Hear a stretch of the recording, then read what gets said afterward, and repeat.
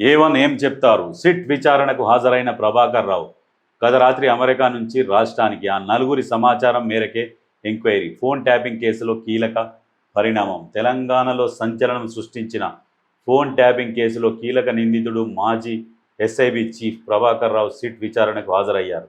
పంజగుట్ట పిఎస్లో నమోదైన కేసులో భాగంగా ఆయనను ఇవాళ జూబ్లీహిల్స్ పోలీస్ స్టేషన్లో అధికారులు విచారిస్తున్నారు. కేసులో A1గా ఉన్న ప్రభాకర్ రావు 14 నెలల తర్వాత సుప్రీంకోర్టు ఆదేశాలతో అమెరికా నుంచి నిన్న హైదరాబాద్కు చేరుకున్నారు. కాగా ఈ కేసులో నలుగురు అధికారులు ప్రణీత్ రావు, రాధాకిషన్ రావు, భుజంగరావు, తిరుపతన్నలు అరెస్ట్ అయి దీర్ఘకాలం రిమాండ్ అనంతరం బెయిల్పై విడుదలయ్యారు. గతంలో విచారణ సమయంలో వీరిచ్చిన సమాచారం ఆధారంగా ప్రభాకర్ రావును సిట్ ప్రశ్నిస్తున్నట్లు తెలుస్తుంది. బీఆర్ఎస్ పెద్దలకు షాక్ తప్పదా? గత బీఆర్ఎస్ ప్రభుత్వ హయాంలో పెద్ద ఎత్తున రాజకీయ సినీ ప్రముఖులు, జడ్జిలు, జర్నలిస్టుల ఫోన్లు ట్యాప్ చేసినట్లు ఆరోపణలు ఉన్నాయి. వీటన్నింటిలో ప్రభాకర్ రావు కీలకంగా ఉన్నారనే ప్రచారం ఉంది. గత ప్రభుత్వ పెద్దలే ఫోన్ ట్యాపింగ్ విషయంలో అధికారులను ప్రోత్సహించారనే ఆరోపణలు ఉన్న నేపథ్యంలో ఆయన నోరు తెరిస్తే ఎలాంటి ట్విస్టులు రాబోతున్నాయన్నది ఉత్కంఠంగా మారింది. ఇదే జరిగితే ఈ పరిణామం బీఆర్ఎస్లో ఎవరికి షాక్ ఇవ్వబోతున్నదనేది ఆసక్తి రేపుతుంది. అయితే ఇప్పుడు ఈయన వచ్చినప్పుడు అంటే 70 మంది బౌన్సర్లను పెట్టుకున్నాడట. మరి ఎందుకో మరి 70 మంది బౌన్సర్లు. సరే, ఈయన మాజీ ఎస్ఐబి చీఫ్, ఇంకొక ఆయన టాస్క్ ఫోర్స్ డీసీపీ, వీళ్ళు రిటైర్డ్ అయిన అధికారులని మళ్ళీ పోస్టింగ్ ఇచ్చి అక్కడ పోస్టులో ఎవరు కూర్చోబెట్టిర్రు అంటే అది ఎవరు ఆ పోస్టింగ్ ఎవరు ఫైల్ మీద సంతకం చేస్తే వాళ్ళు ఆ పోస్టింగ్లో కూర్చుంటారు. ముఖ్యమంత్రి అనే వ్యక్తే పోస్టింగ్ ఇవ్వాలి. అది ఇచ్చింది ఎవరు? కేసీఆర్ ఇచ్చిండు. దేనికి వీళ్ళని ఆ స్థాయిలో కూర్చోబెట్టిండు? ఫోన్లు ట్యాప్ చేయండి, ప్రతిపక్షాల ఫోన్లు ట్యాప్ చేయండి. ఎవరిది? ఇప్పుడు 16 కెమెరాలు పెట్టి రేవంత్ రెడ్డి గారిని అప్పుడు ఒక కేసు లిరికిచ్చిర్రు.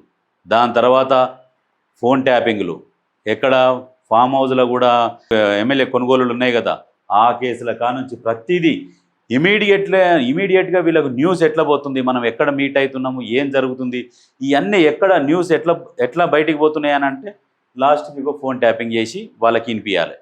ఎవరి ఫోన్ ట్యాపింగ్? జడ్జీల ఫోన్లు, సినిమా హీరోయిన్ల ఫోన్లు ట్యాప్.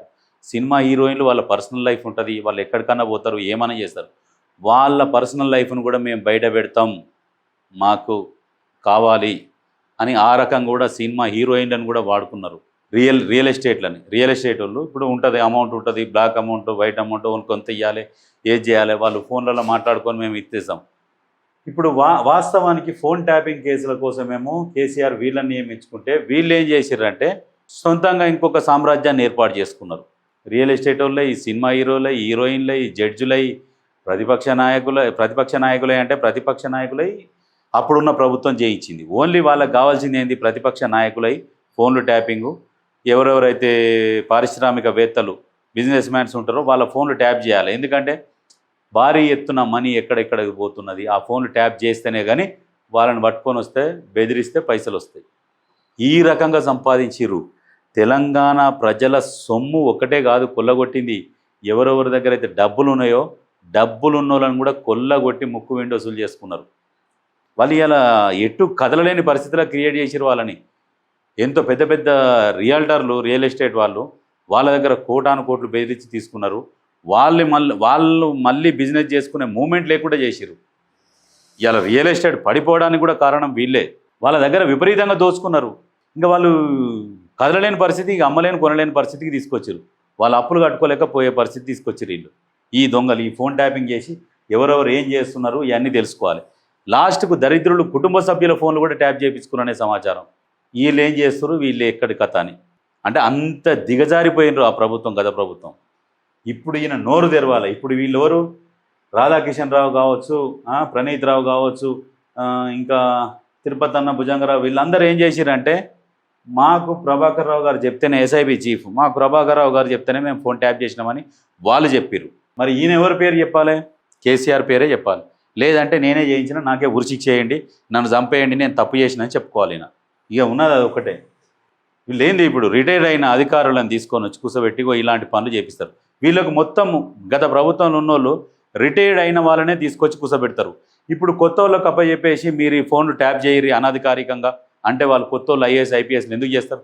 మేము చేయం సార్ అట్లాంటి పనులు, అఫీషియల్గా మాకు ఏదన్నా లెటర్ ఇవ్వండి, అనౌన్స్ చేయండి, మేము చేస్తాం, ఒక లెటర్ ఇవ్వండి అఫీషియల్గా మేము చేస్తామంటారు వాళ్ళు. ఎందుకంటే వాళ్ళ ఉద్యోగానికి ఎఫెక్ట్ పడుతుంది. వీళ్ళకేముంది? ఉద్యోగంలో సద్యోగంలో ఆల్రెడీ రిటైర్ అయిపోయిన వాళ్ళే, వీళ్ళకి రావాల్సినవి మొత్తం తీసుకున్నారు, రిటైర్ అయ్యారు, కూర్చుంటారు. కూర్చున్న వాళ్ళు మళ్ళీ పిలిచి ఉద్యోగాలను పెట్టి చేయమంటే ఏం చేయమంటే అది చేస్తారు, ఏం చేయమంటే అది చేస్తారు. వచ్చి పడతాయి మూటలుగా. అలాంటి పరిపాలించారు. ఖచ్చితంగా గతంలో కూడా రేవంత్ రెడ్డి కూడా చెప్పిండు, ఎక్కడ ఉన్నా కాలు చేతులు కట్టి గుంజుకొస్తా ప్రభాకర్ రావు, నువ్వు చేసిన తప్పులకు ఏ నుంచన్నా తీసుకొస్తా అని చెప్పిండు. మాట ప్రకారం రేవంత్ రెడ్డి గారు నిజంగా ఈ విషయంలో గ్రేట్. కేంద్ర ప్రభుత్వము సహకరించిందా సహకరించలేదే కాదు, రేవంత్ రెడ్డి అన్న మాట ప్రకారం తీసుకొచ్చిండు. కానీ ఈయనకు ఎప్పుడు శిక్ష పడుతుంది, ఇంకా ఎన్నిసార్లు విచారిస్తారు, ఏం చేస్తారు అనేది చూడాలి.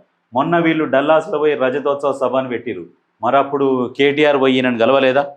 ఖచ్చితంగా కలిసే ఉంటాడు, కలిసి దీని గురించే మాట్లాడి ఉంటారు. ఏం చేస్తాను, పోవాల్సి వస్తుంది, ఏం మాట్లాడాలి, ఏం చెప్పాలి. లాస్ట్ కాటాడు, ఇక నువ్వు శేష జీవితంగా నువ్వు పోతే పోయినావు, మమ్మల్ని బతికి ఏం లేదని చెప్పు, మేము తిన్న సొమ్ములకి వెళ్ళి ఇంత అయినా ముట్ట చెప్తాం కానీ అని ఉండొచ్చు. అట్లా కూడా చేస్తారు వాళ్ళు. ఇప్పుడు ఈయన చెప్పేదాన్ని బట్టి తెలుస్తుంది. ఇక